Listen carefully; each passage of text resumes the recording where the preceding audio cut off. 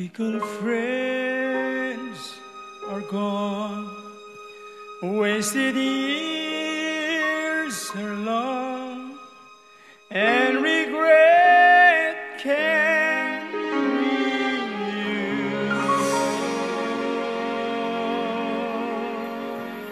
But there's a sweet regret. There's amazing grace.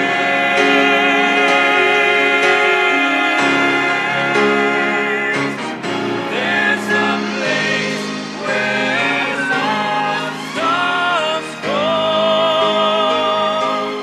There's a road somewhere. There's an open door. There's a hill where the green grass grows. There's a family feast where there's joy and peace. Going back to a place called home.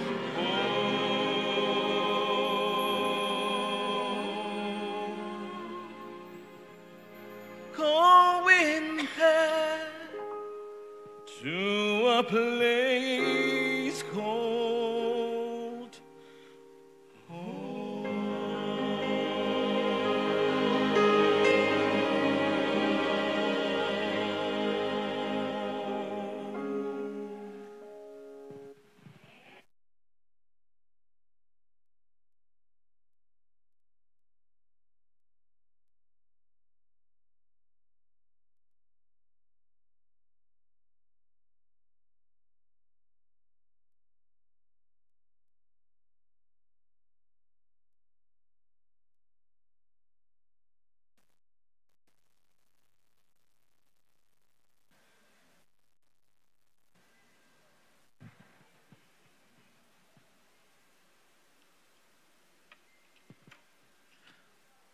Mayong gabi, mga kaigsunan.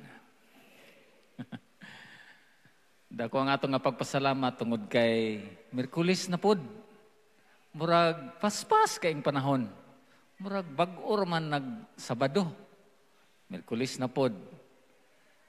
Bisan pa niana mga kaigsunan, nagpasalamat tungod kay usata sa mga blessed tungod kay nata diri sa sulod sa simbahan karon. Okay. Wala ta kahibalo kung unsa nga mga rason, dagandaghan na gid mga lahi ra gid mga rason ngano nga atong mga kaigsuonan maglisod og anhi o Wednesday. Sa ato pa, blessed ta kay usata sa mga nakaanhi gyud. Amen. Daghang salamat sa akong mga kauban, si Edgar, si Dodong ug si Ken sa place called Hope. Ganahan po niya atong nga kanta. Gawa sa music, nice po ang iyang message. Nagpasantop mga kaigsuunan nga adunay lugar nga puno sa paglaom. O kining nga lugar, anaa sa huna-huna o kasing-kasing sa mga katawhan nga nagpuyo diha kauban sa Dios. Ang atong topic mga kaigsuunan karon, ako ning gitaytulan og Faith Beyond Reason. With God, nothing is impossible. Usahay mga kaigsuunan, adunay mga kapanahunan sa atong kinabuhi, kita gyud sigurong tanan, murag dili wala gyud exempted ani. Nga adunay mga panahon nga murag maglisod ta og sabot kung unsa nay nahitabo sa atong kinabuhi. Kining faith ug reason usahay magsumpaki. Nganong magsumpaki? Tungod kay kining pagtuo, giuna-huna sa uban nga dili makatarunganon. Walay igo nga rason. Ano ba? Faith, di ba? Pagtuo ra gyud. Ang mga mahilig og huna-huna og kining puno og mga rason nga dapat makita gyud, dapat ma-prove gyud, nana sila sa grupo sa mga tao nga kinahanglan gyud reason. Dapat naagyoy scientific answers. Usahay, kontra o balini sa pagtuo. Kay ang pagtuo, bisag walay scientific reason. Basta kay magtuo ka. Pero atong bisitahon, kung tinuod bagid ni nga mga panghuna-huna.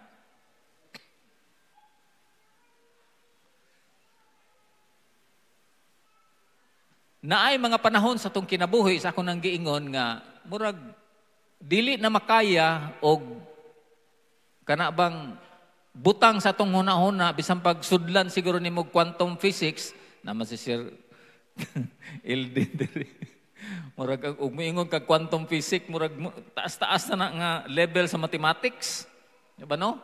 Daghan nga mga equation nga di na gyud matabang sa huna-huna nimo naunsa na gyud ang imong kinabuhi labi na sa atong pagpangalagad nga ang mga tubag murag wala na gyud diha kung ang mga sirkumstansya magdumili na gyud sa paghatag og katarungan o tubag sa atong mga pangutana unya ang atong giunahuna nga ang atong kaugmaon murag dili na gyud masabot.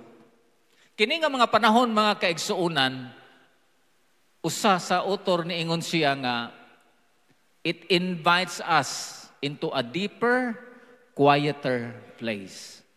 Kini kuno nga mga panahon, mao ni mga panahon nga kanang murag makigtabi ka, makigistorya ka sa Ginoo nga kanang kamurag yung duha. This is the place where faith begins. Kanang naglibog na kuno ka, unya, mo huna-huna na dayon ka nga wa ni gyud kay mahimo paingon na lang gyud ka sa Ginoo kay murag katapusan na gyud siya nga option uni pinaka problema last option ang Ginoo kay naglibog na ka ningon ang Hebrews 11:1 ganahan ko ani nga version kining alternative Bible basahon na gud nato ni usay lahi-lahi magud nga version pero ganahan ko ani nga version Hebrews 11:1. Now faith is being sure of what we hope for and certain of what we do not see. Imagine, ang pagtuo kuno mao ang pagkasigurado sa mga butang nga gihandom pa. Siguro nya gihandom pa. O ang pagkasigurado, certain sigurado gyapon ni sa mga butang nga wala nato makit-i. Dili makasiguro na ka nyo, pa di mo nakit-i. Mag-abot ang mga kaigsunan. Amahan nga balaan, samtang kami magtuon sa imong nga pulong, hinaot nga ikaunta, maghatag ka namo sa langit nun nga kaalam. Amo kini nga masabtan, among ma-apply sa among kinabuhi, makapadasig ka namo, samtang kami nagkinabuhi ni naginapos nga mga kapanahonan. Sa ngalan ni Gining Hesus, among manluwas. Amen. Ningon ang usa ka author, faith is not abandonment of reason. Diba? Itong reconcile kung tinuod ba yun nga magkasumpaki ang pagtuo ug ang mga rason. Ingon ang usa ka author, faith is not an abandonment of reason. Ang pagtuo kuno wala nagsalikway o nagpadaplin sa mga rason, but a trust that operates when reason reaches its limits. Grabe no, nice kay nga ganahan ko nga statement. Okay? Apan ang pagtuo kuno, okay? Ang pagtuo musugod sa pag-explain kung ang reason wala nay mahimo. Ngano man ni mga kaigsunan? Kung imong bisitahon ang kining scientific process, na nay limits. Gani kining atong mga astronomers, murag layo-layo na ilang naabot. Layo-layo na gid ang naabot. Maabot na nila ang mga planeta, mga stars, nga halos di nato makita sa itong mata. Gani, makakita na sila dito mga pare-pareha sa Earth nga dagko kayo nga mga planeta. Pero samtang nagkalayo ang ilahang pagtuon mga kaigsuunan sa mga siyentipiko, mga sakit, mga discoveries, sa kadaghan sa ilang na-discovery mga kaigsuunan, mas daghan ang ilang mga pangutana. Sa ato pa mga kaigsuunan, bisag unsaon na tug hurot ang atong mga rason, limitado ra gyud gihapon. Diha kuno mosulod ang faith. Acknowledging divine mystery. It is based on understanding, gibase kuno ni sa pagsabot nga ang ang kinaiyas sa Ginoo, ang mga saad sa Ginoo, even when they are not fully comprehensible. Nga kanang og dili ni kaya nimo masabtan. Nganong dili nimo masabtan tungod kay ang atong rason limitado. Adunay mga konsepto nga nagpaluyo, nag-explain, nagpasantop nganong kining pagtuo nga luyo sa mga rason. Ningon ang usa ka author, faith beyond reason is a confident response to God's revelation. Ang pagpadayag sa Dios. Nga makita nato sa mga karakter sa Bible, mga eksperyensya sa mga katawhan o mga Bible characters where people trusted God despite logical impossibility. Bisag wala na sa logic, pero nisalig rigid gihapon sila sa Ginoo. Imagine nimo na ug imong huna-hunaon nga makapildi bagud ang 300 sa 30,000. Wa na magyud na sa logic apan nahitabo na mga kaigsuonan. Unsa ra kunoy gikinahanglan? Unsa ra requirement? Confidence. Kanabang nisalig gyud ka sa usa ka tawo nga imong gituhuan. Pagsalig sa gahom sa Dios. Ug kasagaran kining paglahutay bisan pa sa mga kalibog o sa mga pagduda. Doubt, di ba no? Sa magduda man gyud ta. Normal sa tawo nga magduda gyud ka.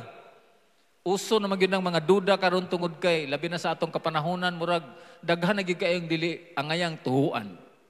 Una nga konsepto, the nature of faith beyond reason. Unsa gyud ay naaaning faith beyond reason? Faith beyond reason daw is not against reason. Nga katong atong istorya ganina, but beyond it. Kana ba kung ang imong gitan-aw ug wala gani sa rason, dili ko mutuo, ana. Wala ko'y pagtuo basta wala nasulod sa reason. Logical thinking. Pero ingon sa ka author, ang faith beyond reason, luyo pagyud sa mga rason. Faith does not oppose reason. Wala nagsalikway ang pagtuo sa mga rason. But acknowledges its limitation in understanding the divine. Limitado ang mga rason maunang musulod diha ang pagtuo. Reason is a tool. Kanang gamiton na gyud nimo ng mga rason nga imuhang pamaagi, but it cannot measure spiritual realities nga diha magsugod ang imong pagtuo. Dili gyud nato masukod mga kaigsuonan ang espirituhanon nga mga butang. Nakahinomdom ang mga kaigsuonan nga adunay pulong nga placebo. Ambot og familiar ba mo ani? Sa amo nga mga nurses o mga doctors, common ni nga word na si Doc Leonardia. Common ni usahay, mahisgutan ni siya. Unsa man gyud ning placebo? Kining placebo mga kaigsuonan, usa ni ka epekto sa usa ka chemicals o tambal nga usahay dili ma-explain sa science. Muna gitawag og placebo effect. Na ako'y nahinumduman nga istorya mga kaigsuonan sa usa ka sulad teacher. Sulad teacher ha? Sulad teacher. Dito sa mission school, nagina sila mga andam nga mga emergency medications. Pastilan mga kaigsuonan kay nahutdan man gyud siya paracetamol. Usa ka panahon ni adto ang usa ka kanang anak sa usa ka dato. Giubanan siya sa iyahang kuan, sa iyahang ginikanan. Maestro. Ang iyahang anak daw, gikalintura o gi-fever. Pastilan kay ang nabilin man lang gyud mga kaigsuonan, loperamide naman lang gyud, diatabs na lang gyud. Unya kay maulaw pud siya nga wa gyud siya ihatag, wa ra gyud siya nagsaba mga kaigsuonan.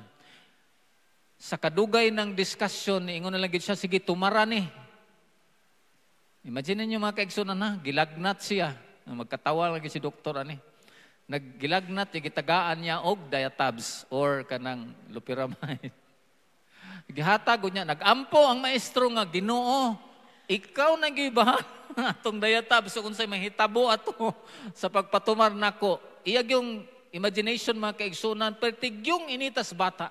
Nitumar ang bata, naabdan og 2 ka oras mga kaigsunan na ulian sa iyang lagnat. Katawan yung gas doktor, nga kung maglagnat ang usa ka bata, tagaan mo og diatabs. Katawan yung ka ana. Apan ang pangutana, nganong naayo ang bata? Naulian sa siyang lagnat. Nga unta, paracetamol man to yan tumaron, dili man diatabs or loperamide. Mo na gitawag mga kaigsunan og placebo effect.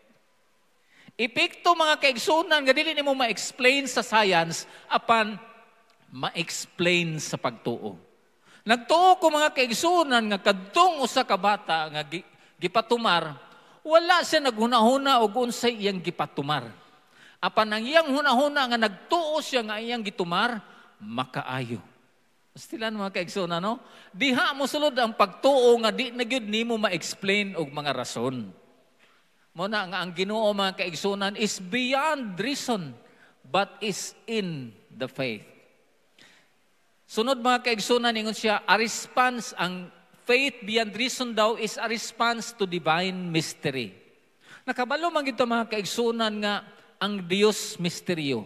Ang atong kinabuhi misteryo, o ang kalibutan misteryo, o kining tanan nga nahitabo sa atong kinabuhi mga kaigsunan, mystery ni, misteryo. Buti pasabot, dili na to ma-explain tanan, dili masulod sa reasons. Faith is a way of trusting God's wisdom.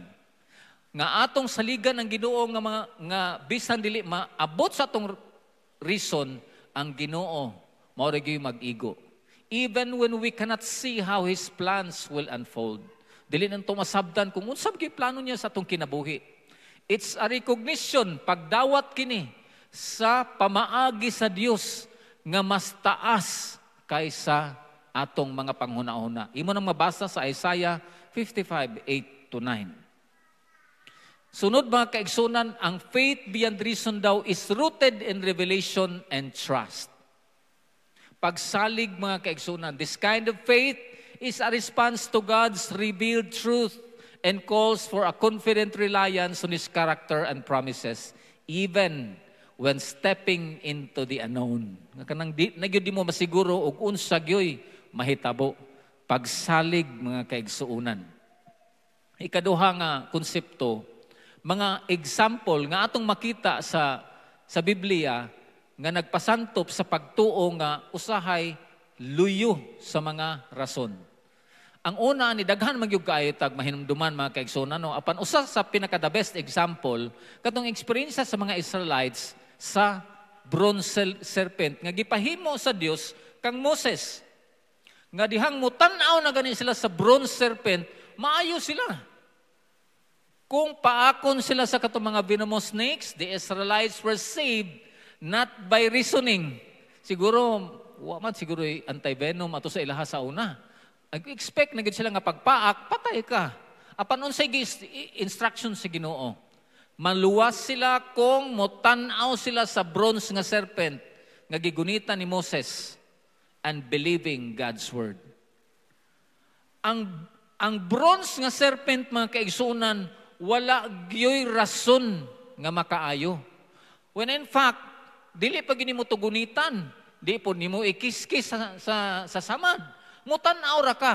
Buot pasabot mga kaigsunan nga ang serpent nga gigunita ni Moses, nga gipahimo sa Dios, walay gahom nga makaayo. Unsay nakaayo nila mga kaigsunan?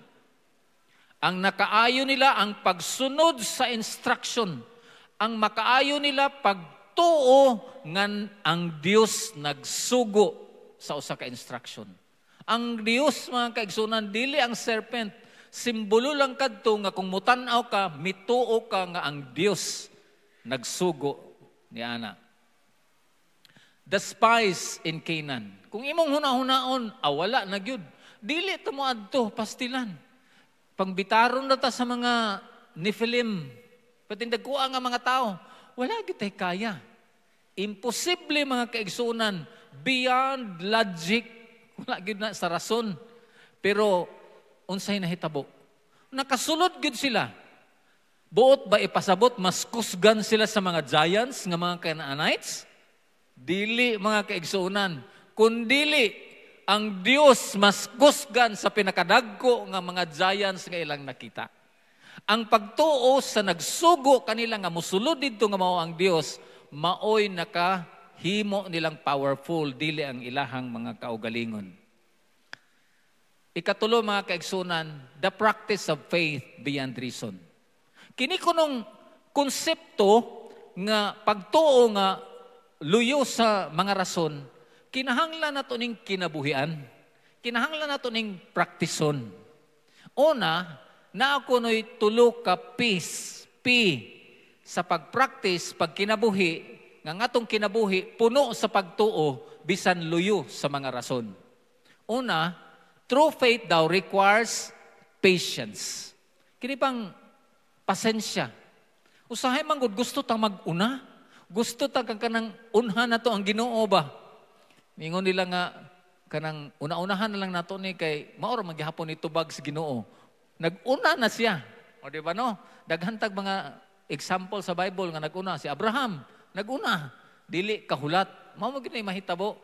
Manguna-una na to murag late na ko Ginoo. O, di ba no? Murag wala na gid ni paglaom. Dili man na ingana ang Ginoo mga kaigsunan. Ato na ginahuna-huna nga late na, pero ang Ginoo on time gid permanente bisan pa sa imong kinabuhi. Sunod, perseverance. Kana bang makanunayon, permanente gyud. Usahay gani kang kanang murag dili na sulod sa atong rason. Maluya naman dayon ta, murag wala na siguro ka Ginoo ah. O, di ba murag nilayo na siguro ka sa ako ah. Unya ang tinuod di ay ikaw ra gyud ay nalayo sa Ginoo. So perseverance mga kaigsunan, padayon lang gyud. Mo bitaw nga niingon si Ginoong Hesus nga ang mulahutay hantod sa katapusan, mao man gyud maluwas. Sunod, persistence. Kana bang permanente gyud, walay pagputol. Persistence, especially when praying for things like healing, direction or provision. Gibutang na ko diya sa ubos mga kaigsunan, stewardship. Grabe na ito makaampo nga, pwede na itong pangayo. Pero kumusta nga itong commitment sa Ginoo? Kumusta itong commitment sa Ginoo? Kining tithe, dili man na makaluwas. Pero adunay kalabutan sa kinabuhi sa mga linuwas. Offering. Wala may labot yun sa kaluwasan ng offering. Pero adunay kalabutan sa mga tao nga naluwas na. Kung naluwas na, nagid kay commitment sa Ginoo. Kung nagtuo ka, nga naluwas ka na, imposible nga dili ka mag-tithe. Kung nagtuo ka nga naluwas ka, imposible nga dili ka maghatag og offering, sama sa balo. Stewardship mga kaigsunan. Kung nagtuo ka nga naluwas ka, aduna kay commitment sa pag-anhi Miyerkules. Commitment man ni mga kaigsunan, dili man ni makaluwas mo anhi ta simbahan kada Wednesday, kada Friday, kada Sabbath. Dili na makaluwas. Apan commitment nimo na sa muluwas nimo. Kinabuhi sa pagkalinuwas. The three elements of saving faith. Adunay tulo kuno ka elemento. Saving faith includes knowledge, agreement, and trust or confidence in God. Kini kanong pagtuo mga kaigsunan, imposible nga imong maangkon, imposible nga imong ma-appreciate sa imong kinabuhi kung wala kay lawom o close nga connection o relationship sa Ginoo. Imposible mga kaigsunan. Maluyag yung ka, mawadaan yung ka sa pagtuo kung wala kay ligon o suod nga relasyon sa imong gituhuan. Covenant relationship. Kana bang adunay gyud kay pakigsaad? Lisod kayo mga kaigsuunan. Maghunahuna kag 10% sa million nga wa kay covenant relationship sa Ginoo. Pagkalisod gyud mga kaigsuunan mo nang maluya gyud ka. Mangita gyud kag rason nga murag dako ra man siguro ni. Kung imong hunahunaon sa rason, tama, dako gyud. Reason lang. Pero pagtuo mga kaigsuunan, wala gyud na mga kaigsuunan. Faith carries reason. Faith can be seen as a force that carries reason forward. As one sermon suggests, faith obliged to carry reason over the mountain. Lisod ni mo malabang ang dako kay nga bukid, Imposible mga kaigsunan. Apan nagkinahanglan lagi siya og pagtuo. Munang niingon si Ginoong Hesus, kung aduna tay pagtuo nga sama lang sa gamay sa liso sa mustasa, mabalhin na nato ang bukid. Dili na day kinahanglan ta mo labang pas bukid, balihon ra nato ang bukid na nata sa pikas. Kuan lang pagtuo nga sama sa kagamay sa lisos mustasa. Matthew 19:26. Ningon, with God all things are possible. Kung ang imong pagtuo angkord sa pagkinabuhi diha kang Ginoong Hesus, pagkinabuhi diha sa Dios, walay imposible sa mga butang mga kaigsunan. Faith is not the opposite of reason. Dili siya kanabang kontra o bali sa rason. Rather, it is what carries us when reason can no longer carry itself. Kung dili na gyud makaya sa rason, pagtuo. Abraham stepping out without knowing where he was going. Wa gyud sa kahibalo niingon gyud ang Ginoo, ako kang giyahan sa lugar nga ako kang dadon. Walay pangalan sa lugar mga kaigsunan. Peter stepping into waters that should not have held him. Di man gyud ta makalutaw sa tubig. Apan ang pagtuo mao'y nakapalutaw kang Pedro. Mary believing a promise that defied everything she understood about the world. Each of them reached a point where the mind said, this is impossible. But the heart whispered, but God. Ang Diyos ra gyud mga kaigsuonan. Faith is not merely believing in spite of the unknown. Kanabang wa na gyud kay mahibaw-an. It is believing because of the one who knows all things. Kung wala na gyud daw kay kanang mahuna-hunaan, huna-huna ang Dios. Faith beyond reason is not blind. Dili kuno na pagkahimong buta. It is rooted in the character of God who has never failed. Di gyud magpakyas ang Dios mga kaigsunan. Never faltered and never forgotten His people. Dili gyud mahitabo nga iyatang malimtan bisan sa unsa nga mga panghitabo or circumstances sa atong kinabuhi. Si Ellen White nagingon sa Desire of Ages, page 175. Through faith, we receive the grace of God. But faith is not our Savior. Ingon sa Ellen White. It earns nothing. Wa gyud daw tay makuha ang pagtuo.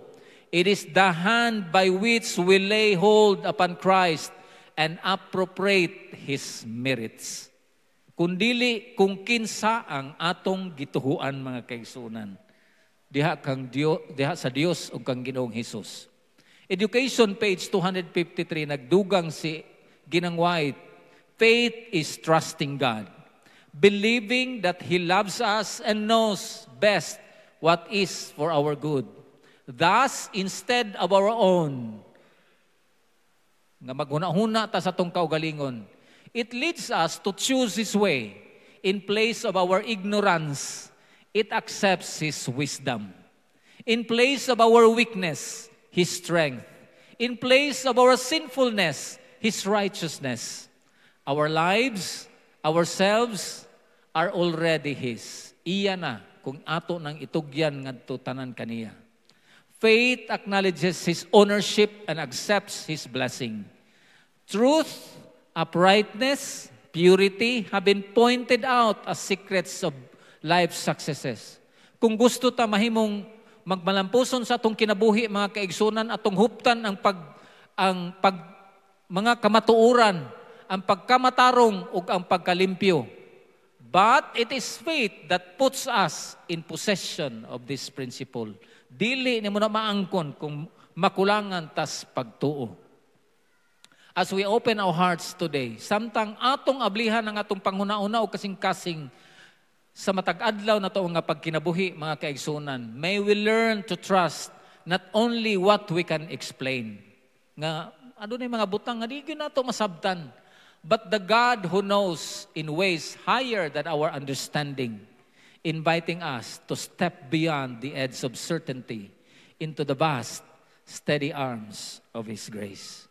Nang hinaot ta mga kaigsunan, nga ang atong pagtuo malig-on sa matag-adlaw.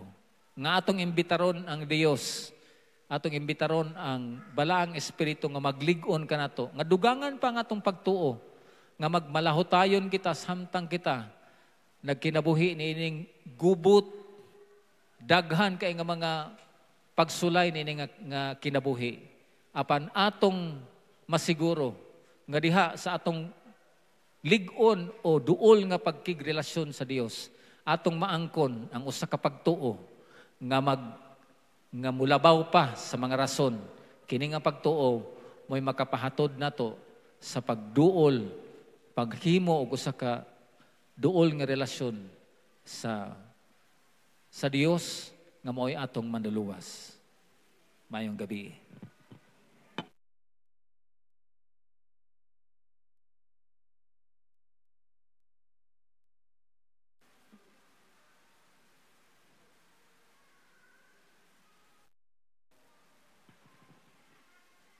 Now we will have our prayer band session. So do you have any prayer requests?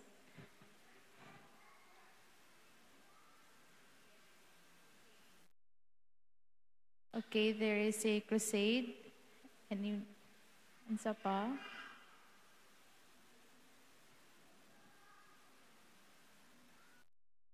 There is also a prayer request from the students from MVC who just graduated, and they told me na mag-pray daw sa ilahang results sa NPLE and of course the upcoming licensure exam sa MedTech o Agriculture.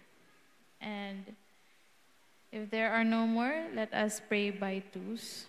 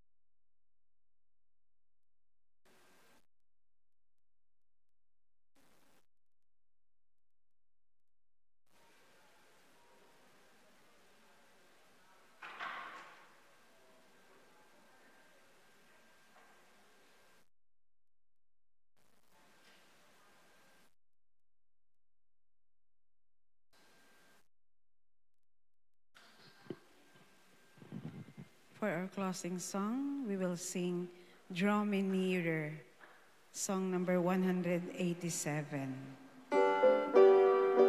Manindog ta.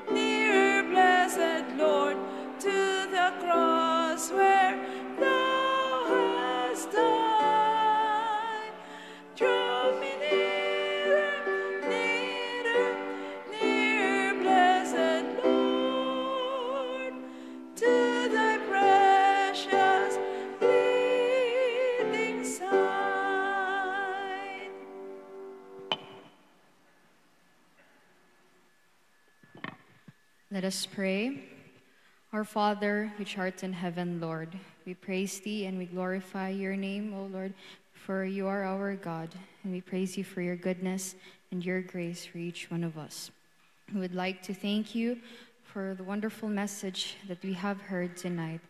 May we keep it in our hearts and in our minds, that it may serve as a guiding light as we wait for your soon return. And as we depart from this place, dear Lord, dismiss us with your blessings. Forgive us, Father, for our trespasses, as we have forgiven those who have trespassed against us. This I pray in the loving name of Jesus Christ, our Lord and our Savior. Amen.